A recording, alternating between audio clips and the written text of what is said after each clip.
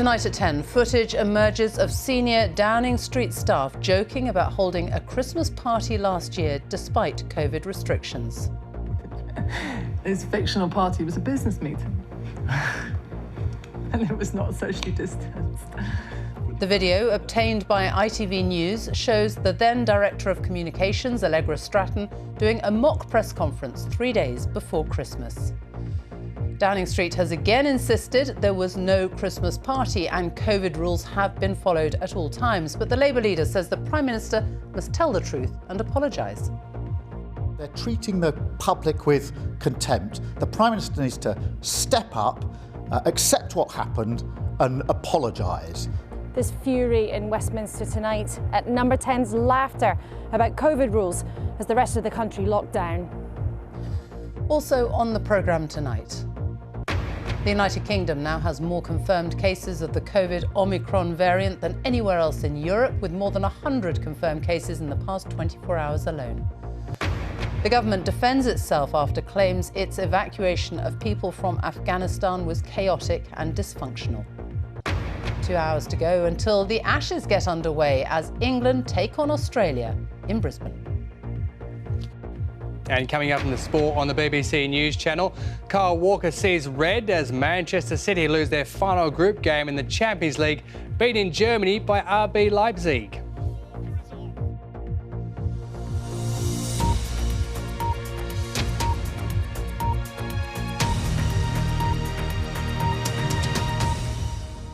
Good evening. A video has emerged showing senior Number 10 staff joking about holding a Christmas party in Downing Street last year when tight COVID restrictions were in place.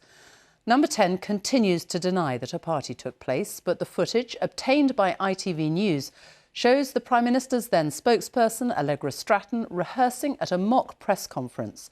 She laughs as she tries to work out how to answer a question about whether a party took place on the 18th of December, 2 days after London had moved into Tier 3 restrictions, which meant indoor social gatherings were banned, only 6 people could meet in outdoor public spaces, and the government guidance specifically stated no work, Christmas lunch or parties. Well, tonight, the Labour leader, Keir Starmer, has accused the Prime Minister of taking the public for fools and treating them with contempt. Our political editor, Laura Kuensberg, is in Westminster with the latest. Laura. Has told me tonight this is absolutely astonishing. A current serving minister has told me that it is appalling. A senior backbencher says this could be catastrophic for the government. Remember, for the last week, Downing Street has been refusing to give more details of exactly what happened 12 months ago. And remember too the context of the time. When this event took place on the 18th of December, the country was again a land where COVID was taking grip. The public were again being instructed by the Prime Minister that everybody was going to have to take more precautions. The country was to be locked down again. People were no longer going to be able to see their relatives. And yet tonight, this video emerges showing what was going on behind closed doors in Number 10. Not just talking about the gathering that did take place, but seeming to laugh about exactly what had unfolded and consider how they might explain it if the news ever got out. Party? What party?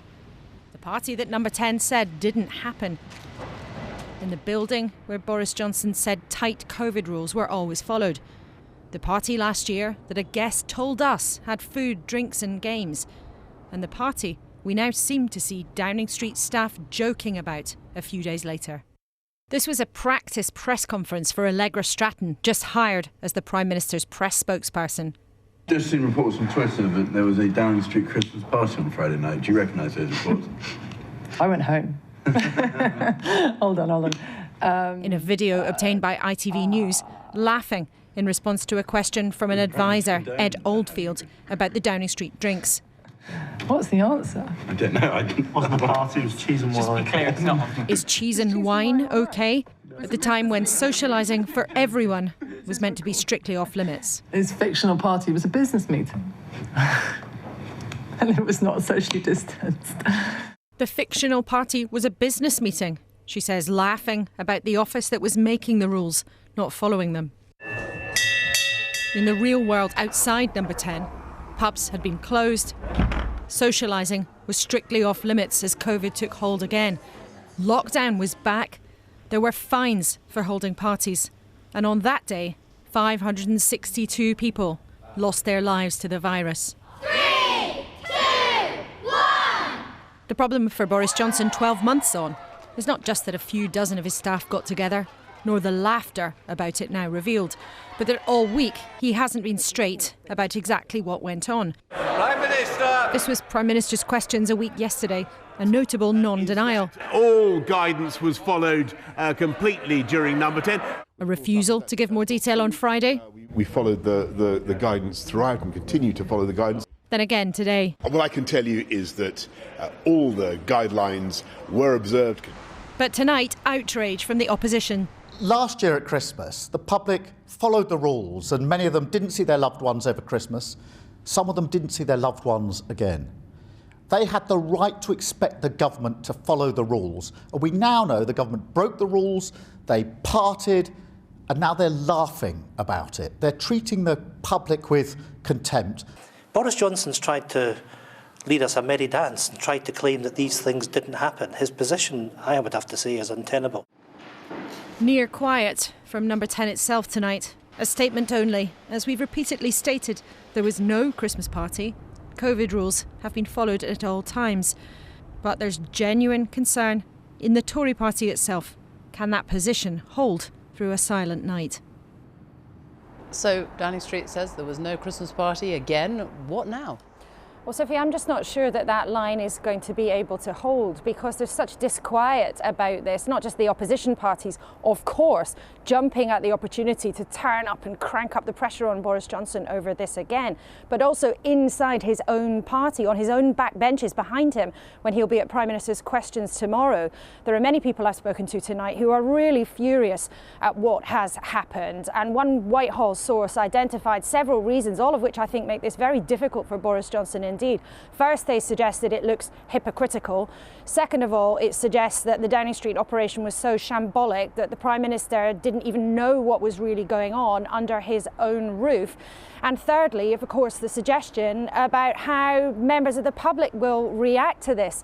Most poignantly, of course, people who weren't able to see sick relatives, who may not have been able to say farewell perhaps to relatives who lost their lives to the virus during that period. But also people who had a really hard time at Christmas last year, but did stick to the rules, even though it was a tough and sometimes heartbreaking thing to do. Downing Street for 7 days now have been putting their fingers in their ears and trying to hope that this would all go away. This footage, I think, emerging in the way it has tonight, blows that hope apart. And I think the government may well be in for a very difficult day on this tomorrow. Our political editor, Laura Kinsberg, thank you. The United Kingdom has now registered 437 confirmed cases of the Omicron variant of coronavirus. That's more than anywhere else in Europe. Northern Ireland has recorded its first 3 cases today. This morning, the Prime Minister told the Cabinet that early evidence pointed to the Omicron variant being more transmissible than its predecessors, but there's still no evidence yet that it will lead to more hospitalisations and deaths. Here's our health correspondent, Jim Reid. Dozens here at Sandown Racecourse have been queuing in the rain for their booster jabs. Ministers have said they want to put the vaccine programme on steroids to better protect people from Omicron this winter. There's mounting evidence the new variant is spreading in the UK. In Scotland, there have now been 99 confirmed cases. Still small numbers overall, but a tenfold increase in just a week. The First Minister urged more working from home and said other COVID restrictions would be reviewed on a daily basis. Given the nature of transmission, I would expect to see a continued and potentially rapid rise in cases in the days ahead, and for Omicron to account for a rising share of overall cases. How fast is Omicron spreading, Minister? Meanwhile, at a cabinet meeting in Downing Street, ministers were told that early indications suggest Omicron is more transmissible than the existing Delta version. An analysis of new data in England appears to show it could be spreading at least 3 times as fast as the older variant. Scientists say these numbers are based on very early data and could be an overestimate. But at that speed, Omicron could become the dominant form of the virus in the UK within weeks. Well, I think what will almost certainly happen is we will be faced with a very large number of Omicron cases. The thing we don't know is how many of those will go on to become severely ill. And even if that's a very small proportion, which is what we hope at the moment, it could still lead to problems because basically a small proportion of a very large number of infections could still lead to a large number of hospitalizations. Vaccinations are the best form of protection. Santa meets Spandau Ballet in this new ad campaign, part of a drive to accelerate booster jabs. It's still very early, but it's thought vaccines will continue to protect most people from severe disease caused by Omicron. Much tougher COVID restrictions still look unlikely in England before Christmas as investigations into the new variant continue. Jim Reid, BBC News. Well, the latest coronavirus figures for the UK show there were 45,691 new infections recorded in the latest 24-hour period. That is lower than yesterday, but still higher than this time last week. On average, there were just over 48,000 new cases reported per day in the past 7 days. The latest figures show there were 7,317 people in hospital being treated for coronavirus on Monday. That's slightly lower than a week ago. 180 deaths were recorded. That's of people who died within 28 days of a positive test. On average, in the past week, 122 COVID-related deaths were recorded every day. On vaccinations, nearly 21 million people have now had a booster jab. So how should Britain deal with the challenge of the Omicron variant? With different restrictions in different parts of the United Kingdom, what does the public think is the right response? Our home editor, Mark Easton, has been assessing the national mood.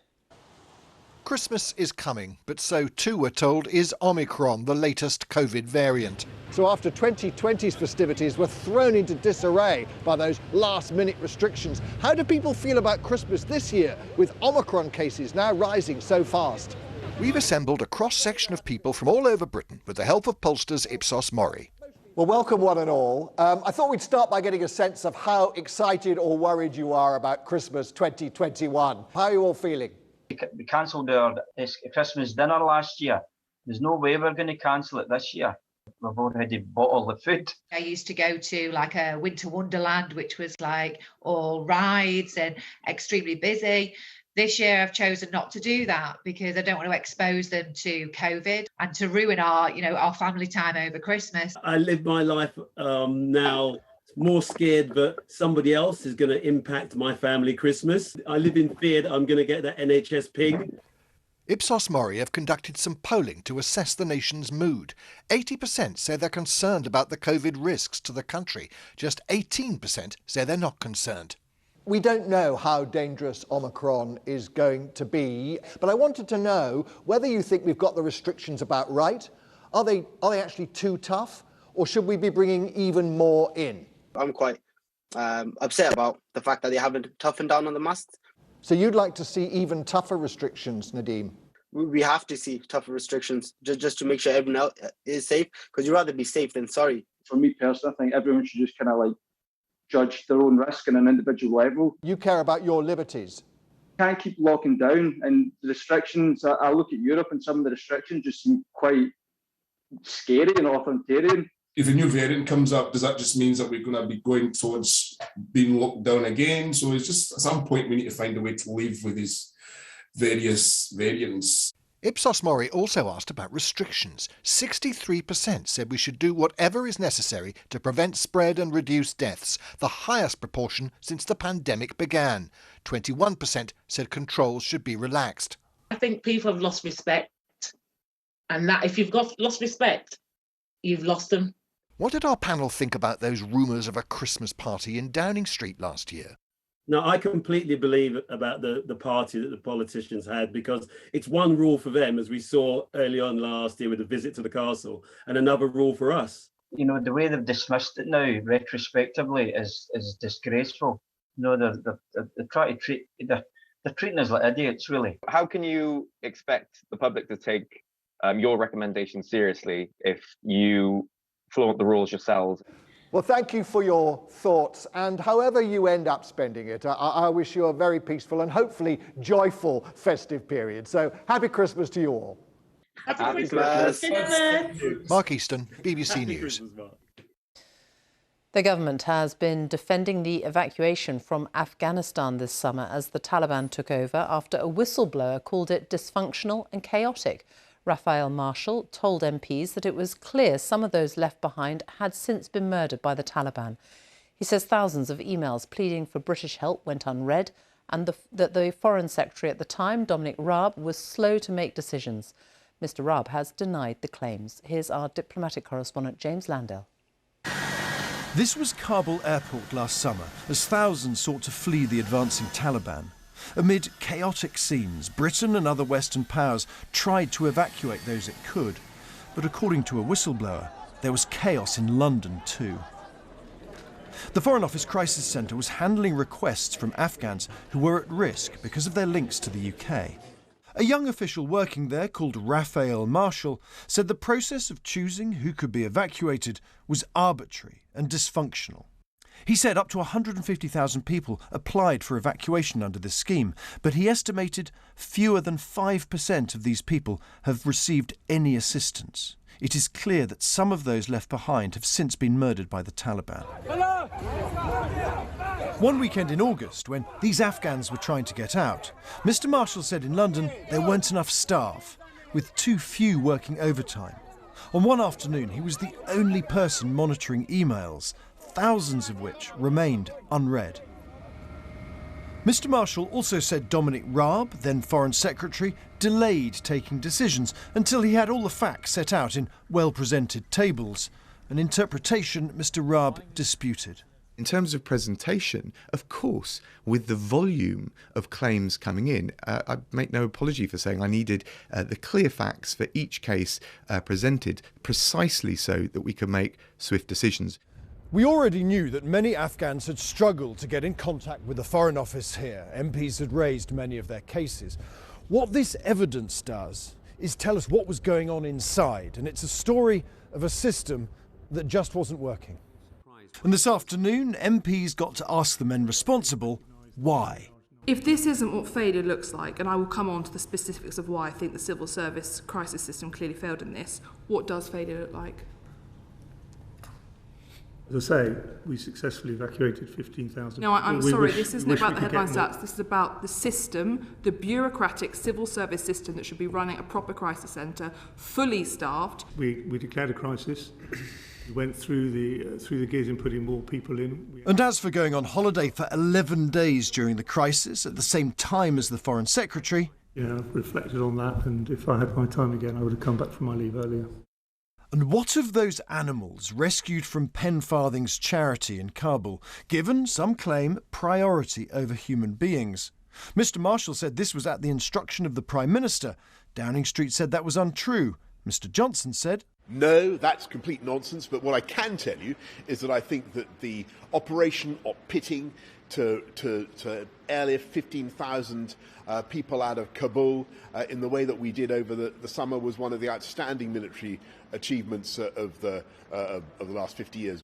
But a letter emerged tonight from Mr Johnson's then parliamentary aide suggesting that, well, she at least was involved in facilitating the animals' rescue.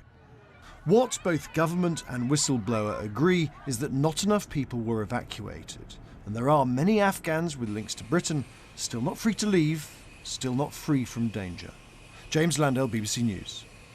Well, let's talk to our Afghanistan correspondent Sikandar Kamani, who is in Kabul for us this evening. How much do we actually know about the fate of those people who asked for help and didn't get it?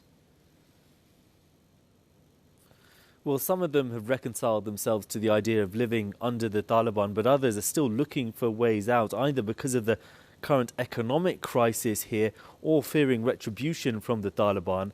Amongst those stranded here is a former British Army interpreter who I've been in contact with. He's living in hiding. He submitted his application months ago but is yet to receive any response, though I understand some other interpreters have been evacuated in recent weeks. But this process has been particularly difficult for those Afghans who weren't directly employed by the British or other foreign governments, but who played important roles in civil society here, journalists, activists.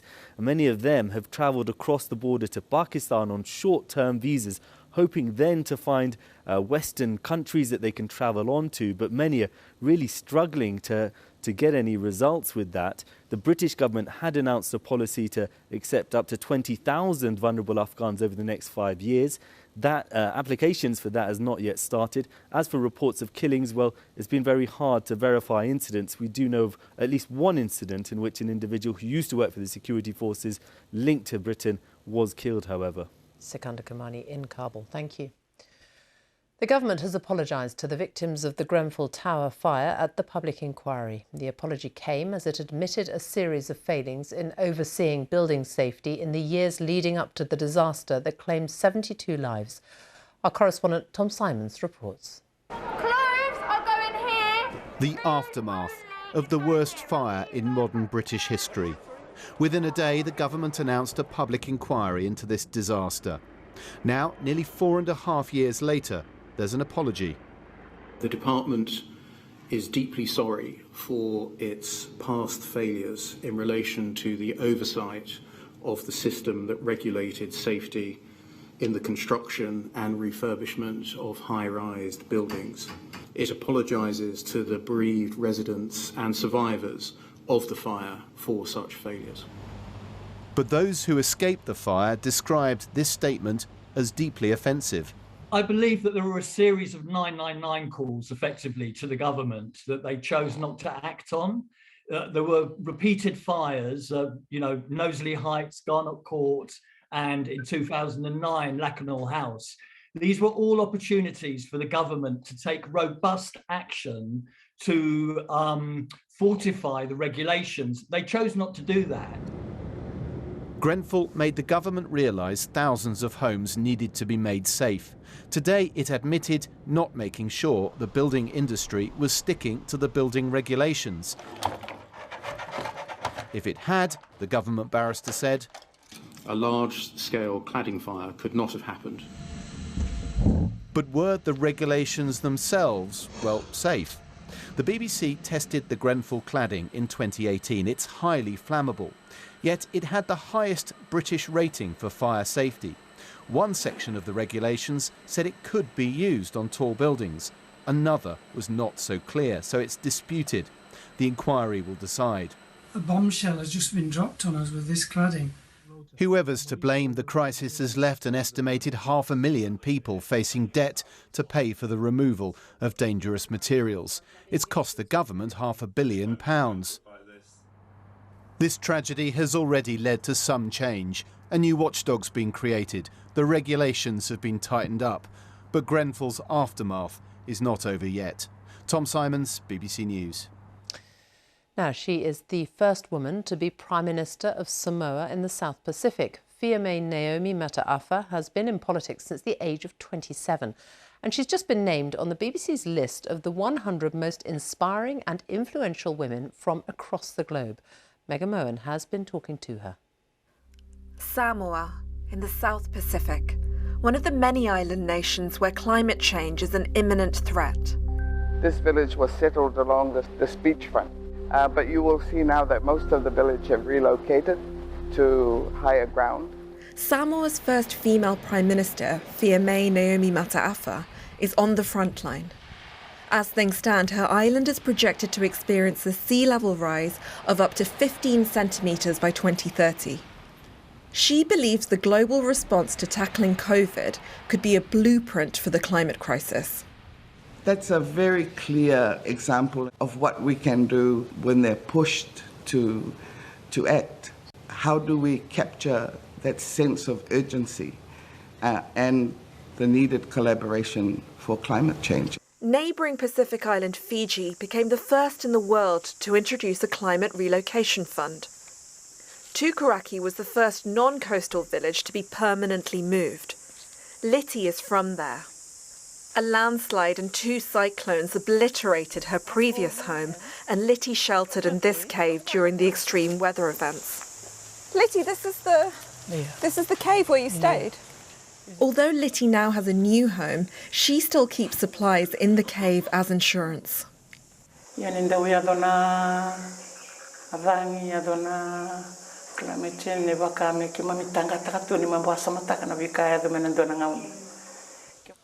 Across the world, it's estimated 1 person a second is forced to flee their home because of climate-related weather events. That number is alarming. It is 3 times as many people that were displaced by war and conflict. Back in Samoa, the Prime Minister says climate issues are a problem not just for governments, but for humanity. It's not rocket science. No one else will save us. We have to save ourselves. The UN has said 97% of the Pacific Island population is vulnerable to sea level rise on account of living close to the coast. Success or failures of climate talks will be seen here first. Samoa will be a bellwether for the planet's future. Megha Mohan, BBC News. There's Test cricket and then there's Ashes cricket. Those are the words of England's Joe Root as the team prepare to take on their arch rivals Australia tonight in Brisbane. England have a tough task ahead. It is a decade since they last won in Australia, as Joe Wilson reports. Right then, Brisbane, it's almost with us. Let's see those flames. Well, perhaps the match will really light the fire. This, in fact, has been the story of England's time in Australia thus far. Meaningful practice has been largely impossible because of the weather. That's helpful. Remember, of the past 10 Test matches they've played in Australia, England have won precisely none. Australia's new captain has just had time to get his blazer fitted. 2 weeks in the job, he doesn't seem intimidated yet. I hope that I stay relaxed. I think it's when I play my best cricket, and I think most people play their best when they're relaxed and focused. So hopefully we can keep that. The bunch of guys we've got are just a fantastic bunch. Well, Ben Stokes should disrupt the harmony, restored for England both mentally and physically. The eternal James Anderson is being rested for the first test, but he's fit, England say. You could imagine little has changed, but of course so much has. The racial bullying and harassment of Azim Rafiq casts grave issues over the integrity and inclusivity of English cricket, in Yorkshire specifically, but across the game generally. England's captain knows the context. It's obviously been very difficult, but ultimately, when you're out here, you're looking to concentrate on the job at hand, and we throw everything into that, but also address what's happening, and hopefully we can, from it we can move forward as a sport. At midnight, we can forget the hype. Weather permitting, it begins. Right now, it's all level and everything's friendly. Sooner or later, both those situations will change. Joe Wilson, BBC News. And that's it from us. Good night.